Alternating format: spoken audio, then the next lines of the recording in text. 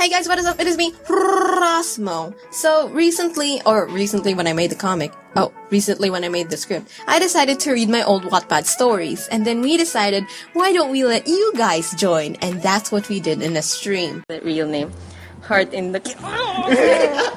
Oh, it's so bad. Wait, I really want to put it.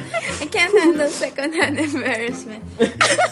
Player. You wrote this? I wrote that. It has so many views. And A Life Without Magic. In Wattpad, yeah. You can check it out here on the top right corner of the screen. Now, okay, so, for this video, I'm going to talk about my old Wattpad stories, especially this one story I don't remember writing at all. At first, I thought I would cringe at my writing, that it would be so stupid with no foreshadowing or proper pacing of the story.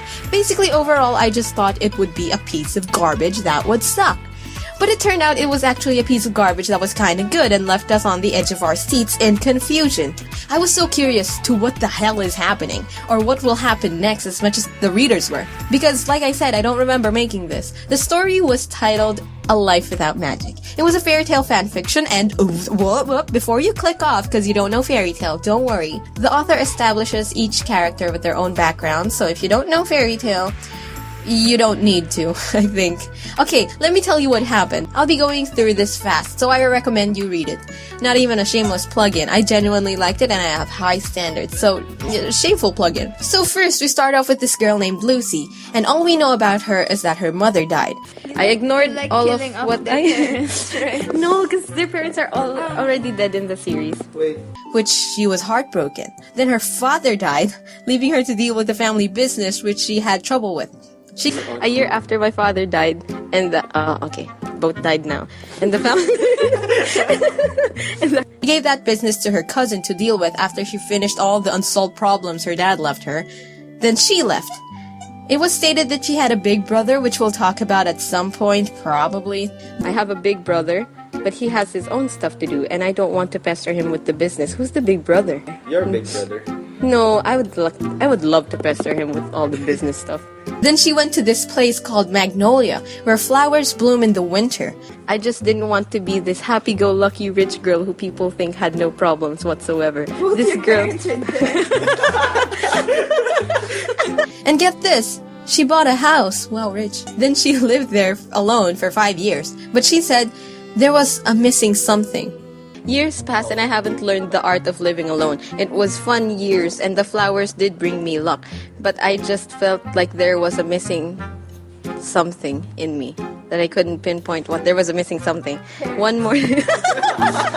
Then one winter morning, the author described the winter scenery like this. Icicles hung from my roof and the fish pond was solid. Good thing I was too lazy to put fish. I can tell I was trying to be silly, and it worked. It was funny. It was stupid funny. Then she met a guy named Natsu sitting on her front porch, covered in bruises and scars, and was completely freezing. That's not creepy at all. I leaned a bit closer to see his face. He wasn't the most charming guy in Magnolia, but he's cute. Yeah, sure. Sure he is. So she invited him in her house with a smile. Not creepy at all. Also, she patted his head to brush off the snow, and this happened. Him and patted his head softly. His hair is pretty soft, even if it was drowned with the white snow. You do not open a gate when... A little creepy. It is a little creepy. Like he twitched and moved his head slowly to look at me with eyes that started to swell up with tears. Never mind, hindi na pala scary. After you're done reading, we're gonna roleplay it. I reached for his hand, a sign of trust in our family. Oh my gosh. Wait, did you guys just meet? Yeah, they did just meet. Did you touch his hair? I did. And you invited me. And they started crying. She gave him a coat her father had. For some reason, she kept it with her when she ran away. Gave Natsu warm tea with a smile. And she sat there and to reassure him that everything would be okay by silently smiling at him. That's not creepy at all. I swear, the author just keeps making them smile after everything they do. That's not creepy. Then the next chapter shows Natsu's point of view, which I liked because I was curious why the hell was he in front of someone's house and why he was covered in bruises in the middle of winter. My story may surprise others, some may not. All I can start with is that I am a child with cute pink hair.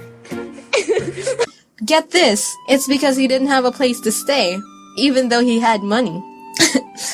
And because of landlords and people wanting to hit him with a broom. Natsu had a father named Ignail who disappeared, not important. Ignail may be human, but I could see inside him that he is a dragon. He's delusional. Furry, But dragons don't have fur. yeah. Scaly. Then being an aimless stupid kid as he is, met a girl with white hair named Lizana, who became his childhood friend. Me stay in her home and gave me food. I told her my story and she couldn't believe me.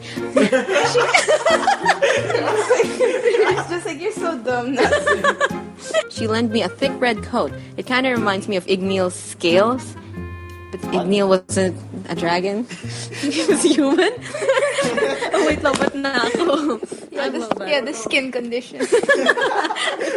He stayed with them for a few years, and then as the family moved away, he didn't join since he didn't want to be a burden to the family anymore. But before they left, Lizana told Natsu that after 7 years, they'd meet in a place where flowers bloom in the winter. Oh, it seems like that place will be where the story revolves, huh? Okay, so here's where the story starts kicking in, I think. After 2 years of living together, by the way, I don't condone this before marriage, so I don't know why the heck I wrote this, you freaking idiot. Anyway, it was their anniversary, and they were about to celebrate the first time they met. Okay. And one morning, Natsu woke up really early and pulled me outside. It was winter, so I was freezing. He pointed the gate.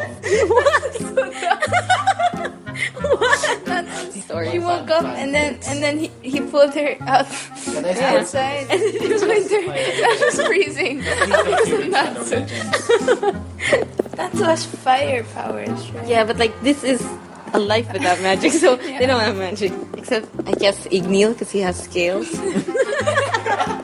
But then, Lucy has a visitor. It was a girl with white hair. Is it Lizana? Nope, it's Lucy's childhood friend, which she last saw in her high school years. Her name is Yukino. It didn't say why she visited. She just randomly showed up.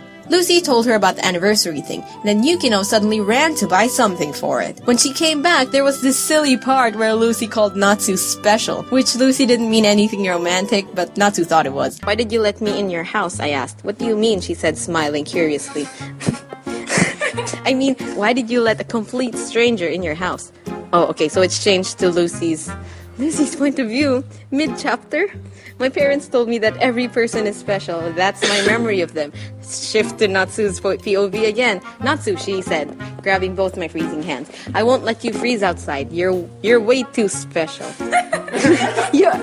Then, since they were face to face, Yukino apparently arrived and pushed Lucy. So they... She was really close to me. I mean, 2 inches closer, and we... Huh? Oh my gosh! Can you read this? No. If she doesn't like me, what if? Then suddenly someone pushed Lucy a little, and it made her go forward, and we kissed. Of course. Oh my gosh! And then There's she was always like, that one Natsu, guy. Yeah, that's disgusting. And they never saw each other again. Typical romance fanfic, right? Enjoy that, because you'd wish it was that instead of what will happen in the later chapters. Then Lucy looked to Yukino, and for some reason, Yukino was, But I looked at him, and he was red. And then I noticed I was red too. And I turned around to look at Yukino, and she was red. wearing a mask. She was wearing a mask? Lucy angrily pulled Yukino away and to talk privately, which Natsu thought Lucy didn't like meaning she didn't like him and had 0 chances with her now. Then there was this gem of a conversation of Lucy forgiving Yukino. Yukino, did you do that on purpose? I said, no, it was an accident, I promise. Okay, I believe you. So fast. Natsu then eavesdropped on the girls through, get this, the window outside, in the middle of winter. I know, it's eavesdropping, but I want to know. Traits. That's why Dragon Man left you. He found out Lucy liked him, and then Natsu fell and ran down so that when the girls checked on him, he was there. Which he was, with leaves on his head and a scratch from the fall. Lucy then decided to introduce Yukino to him, but before she could finish, Natsu jumped on Yukino for a hug because he thought it was Lizana. Because of the white hair.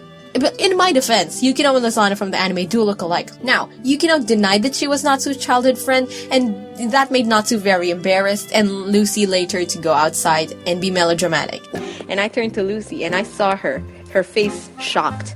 Her eyes widened. Her cheeks had a little pinch of pink, and she was looking down. She looked like she was thinking some deep thoughts. Oh. Hey Lucy, what you doing? I asked. I'm thinking so deep. What? She's trying hard to look at me, so she looks everywhere except from where I'm standing. Which then prompted me to think how overly dramatic Lucy is, and which prompted SK to think Natsu is very dumb.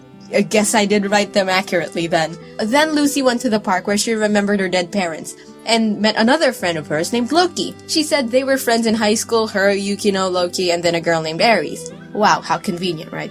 Natsu caught up and was eavesdropping again. Loki was going to tell Lucy who he was with at the moment, but was cut off because Natsu was being an idiot and slipped on ice.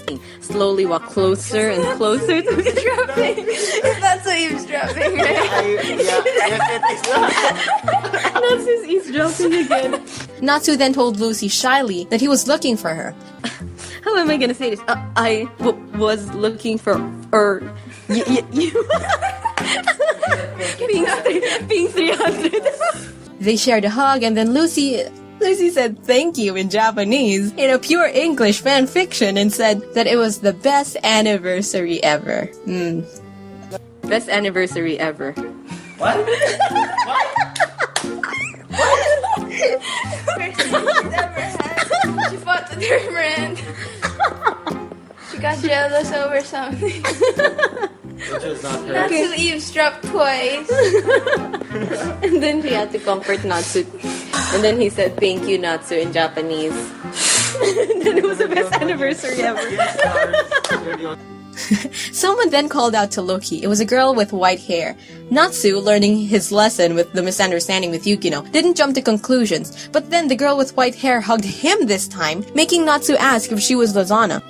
Well, this story's chapters has a lot of cliffhangers, so I'll do the same here. I'll make a video to continue this story if I get, 1,000 likes. Oh, I'm trying to push my luck here. I might continue this, but so far at this point, it's stupid, which is something I wouldn't say for the continuation of the story. I swear, reading my old works was very fun and such a surreal experience. Try it out, why don't you? It may be cringe, but you can see that this person is a different one than the person you are right now. So it's really fun to see how you change. I plan to talk more about this book because it is wild and crazy and stupid and mind-blowing, but I'll leave the link to the story in the description. If you'd like to read it, or if you are a previous reader of it and want to hear an ending, depending on how this video does analytically, you might get an ending. So yeah.